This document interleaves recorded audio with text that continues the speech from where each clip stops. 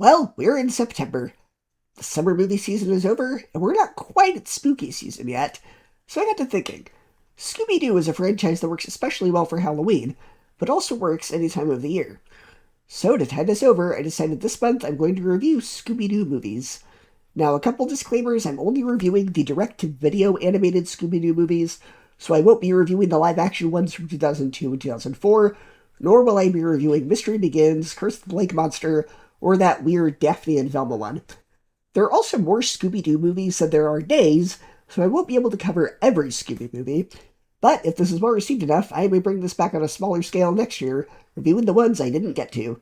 So let's kick things off with the first ever Scooby-Doo movie, Scooby-Doo on Zombie Island.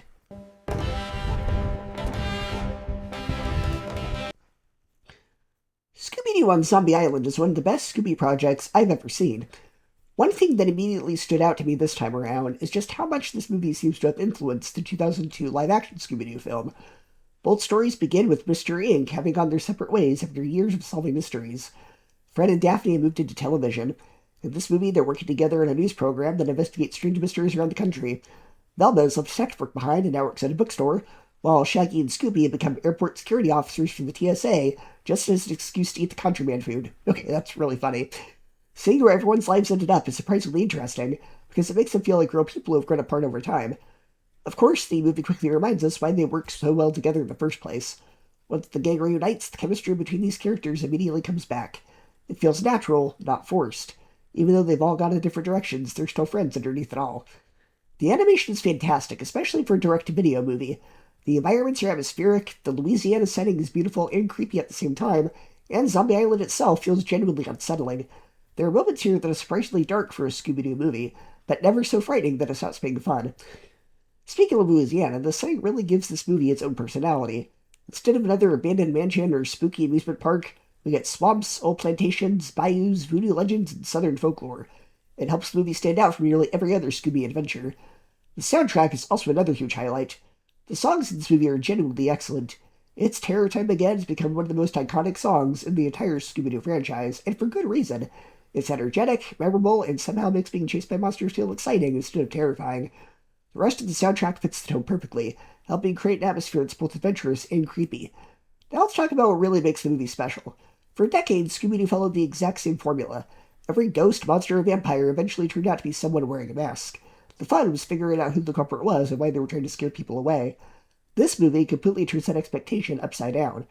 Without spoiling the ending for anyone who somehow hasn't seen it yet, the film slowly begins to suggest that maybe, just maybe, these monsters aren't wearing costumes. That's a brilliant twist because the audience has been conditioned for years to expect another fake monster. The movie uses that expectation against us, and it works incredibly well. When the truth is finally revealed, it's surprising the first time you watch it, but it also makes perfect sense when you look back at all the clues that were planted throughout the story. The mystery itself is well written. There are enough hints that you can piece things together if you're paying close attention, but it's never so obvious that it ruins the surprise. That's exactly how a mystery should be written. The villains are also memorable. They're not just generic bad guys trying to steal money or real estate.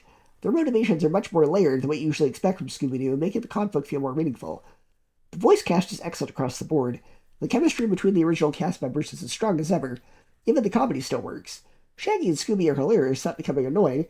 Fred's enthusiasm is infectious. Daphne gets to prove she's much more than just the pretty face of the group. And Velma remains the intelligent skeptic who grounds the story. What really amazes me is how much respect this movie has for longtime Scooby-Doo fans. It acknowledges the classic formula while having the confidence to take the franchise in a completely new direction. It feels like a natural evolution instead of trying to replace what came before. Even after nearly 30 years, Scooby-Doo on Zombie Island remains the gold standard for Scooby-Doo movies.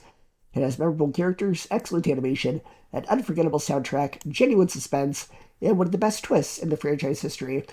It's a movie that works whether you're a lifelong Scooby fan or someone who has never watched the series before. For me, it's an easy recommendation. It's an A+, a 10 out of 10, and 5 out of 5 stars.